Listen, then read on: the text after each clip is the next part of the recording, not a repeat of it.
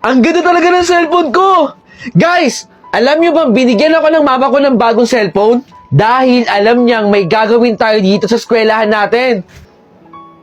Uy, De La Cruz! May cellphone ka din ba? Ops, alam ko na yung reaction na yan. Wala kang cellphone! Guys, walang cellphone si De La Cruz! Buti pa tayo, may mga cellphone! Tara na, itago na natin to. Baka mawala pa at kunin ni De La Cruz.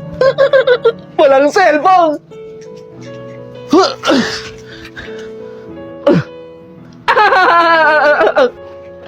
De La Cruz! Kuwang-kuwa dito sa video ko yung pagkadapa mo.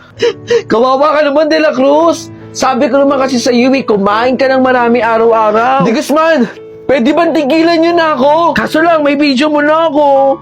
Wala naman akong ginagawang masama sa inyo ah. Kawawa naman si De La Cruz. Tara na! Good afternoon, class. Good afternoon, ma'am. Ma'am, teka po. Meron po tayong assignment. Meron po kayong pinapagawa sa amin sa bahay, di ba? Gamit ang cellphone? Oo, tama. Meron pala ako pinapagawa sa inyo. Nagawa niyo ba lahat, class? Ay, ito ma'am. Pakinggan po ninyo.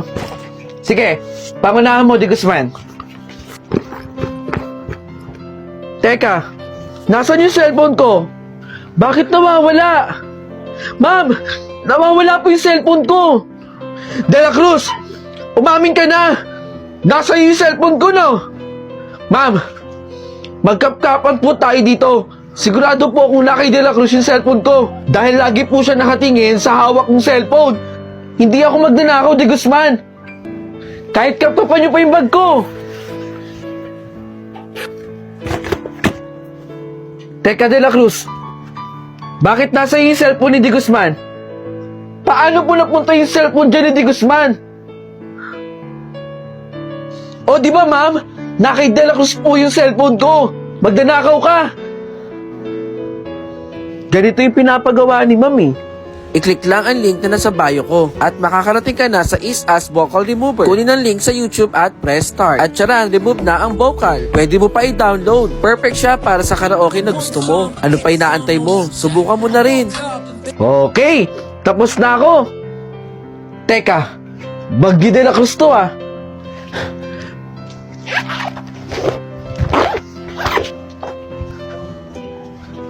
Huwag mag-alala, ipikit ang iyong matatanan. Pahinga muna, ako na. Huwag mag-alala, ipikit ang iyong matatanan. Pahinga muna, ako nang bahala. Basta labis ang ginagawa mapa. Pahinga muna, ako na. Latsara-tsara, latsara-tsara, latsara-tsara-tsara.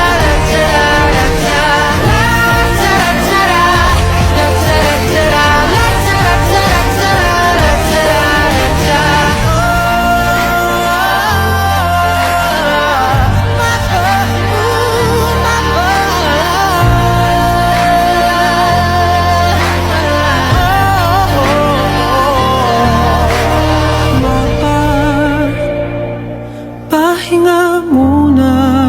Oh, sa susunod na lang bayad ko utang muna. Uy, Mari, nakita mo yun? Nako, dumaan na naman ang feeling maganda. Alam mo ba, Mare, ito ang usap-usapan dito. Lagi daw may inuuwing lalaki yan sa bahay nila.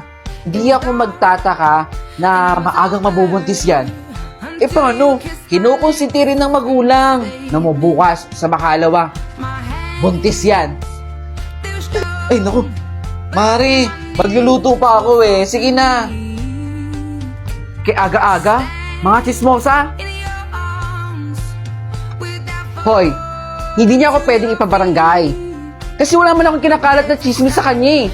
At kapag chismis ako lagi, di ba pwedeng ibang tao? Eh, ikaw ang tinuturo, Marites. Hoy, hindi ko tinatrabaho maging chismosa dito Eh, ikaw lang naman nagkakalat ng chismis dito eh. Ayusin nyo nga yung buhay ninyo. Ang tapang mo naman, Marites. Aba, dapat ako lang ang matapang. Pero sa barangay, takot na takot ka. Sige na, may gagawin pa ako sa bahay. Nagkaaksaya pa ako ng oras dito. O, di ba? Ayaw mo pumunta? Isang kilo nga po yan. Naku, Dumaan na naman siya. Ano, Ineng? Buntis ka na ba? Ano po sinasabi ninyo? Eh bakit kasi hindi mo pa aminin? Buntis ka naman talaga eh. Wala naman pong aaminin dahil hindi naman po talaga ako buntis. Kalat na rito ang balita, Ineng. Huwag mo nang itanggi. Gawa-gawa lang po yan ng mga chismosa dito. Gaya ninyo. Neng, mag-aral kang mabuti ha. Baka mamaya magulat ako, 5 na anak mo. Mahala po sa buhay ninyo. Paniwalaan niyo yung mga gusto niyong paniwalaan. Sige ka. Bye! Uy, salamat dito ha. Salamat. Hoy, alam niyo na ba yung balita tungkol kay Marites? Hoy.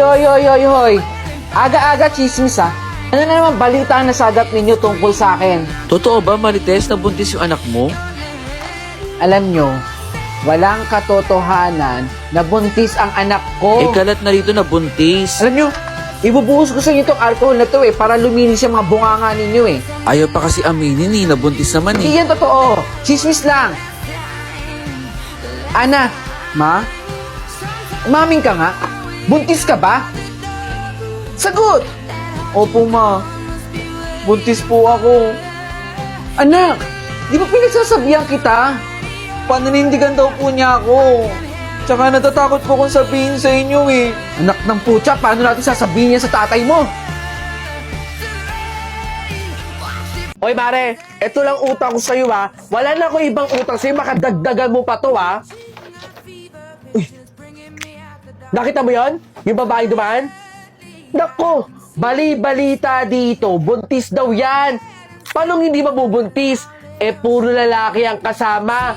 Tuwing gabi pa umuuwi. Alam mo, hindi ako magtataka, hindi makakatapos ang pag-aaral yan. Kasi maagang mabubuntis. Hoy, Aling Marites, pwede ba itikom niyo yung bibig? Wala kayong alam sa akin. Magbabagong taon na. Baliw na ata yun, Mare. Hindi pa rin nagbabago chismis ninyo. Bayaran ko na lang to, Mare, ha? Madam, sige na. Pahiram mo na ako ng pera. Pabayad lang ng bills namin. Hindi. Hindi kita papautangin. Ang dami mo pang utang sa akin. Bayaran mo muna yon. Hindi na kita papautangin. Alam mo, ang dami ko naririnig na balita dito na ang dami mong utang dito sa mga kapitbahay natin. Ano ka ba? Magbabayad ka ba talaga o hindi? O sige na, kung hindi mo ako papautangin, huwag ka na magsasalita na kung ano-ano pa sa harap ko. Utangin na ka ng taon eh, no? Magbago ka na. Hoy, Bombay, ito lang utang ko sa'yo, ha? Bukas ka na maningil.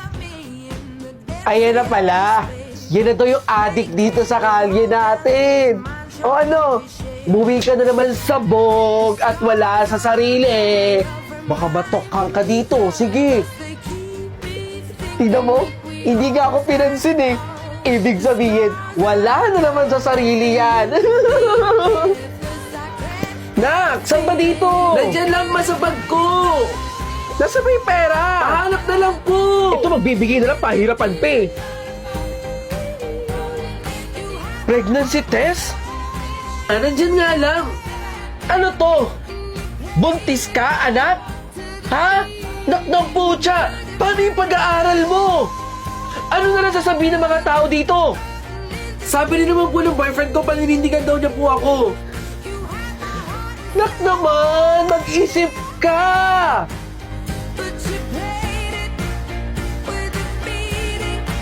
Tina! Hoy, Rose! Nagpaalam mo ka sa mami mo na kukuha ko ng pagkain, ha? Ano ka ba? Okay lang yun, Tina. At saka di ba magkaibigan naman na tayo? Akala ko kasi magiging kaaway kita eh. Gaya ng mga batang mahilig akong awayin doon. Pero nagkamali ako. Tina, pwede ba tayo maglaro pagkatapos mo dyan? Pasensya na, Rose. Pero kasi nag-aantay yung mga kapatid ko doon eh. Kakain pa lang kami. Ganun ba? Sige, kung kailan ka na lang pwede. Basta pumunta ka dito sa bahay, ha?